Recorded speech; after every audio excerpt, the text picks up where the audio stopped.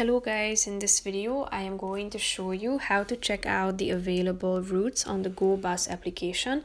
But first I just want to mention, don't forget to subscribe to my channel because at 10,000 subscribers I am going to show you my whole YouTube revenue statistics and growth strategy, how to make money online. Now let's jump into it. First of all, open the application on your phone.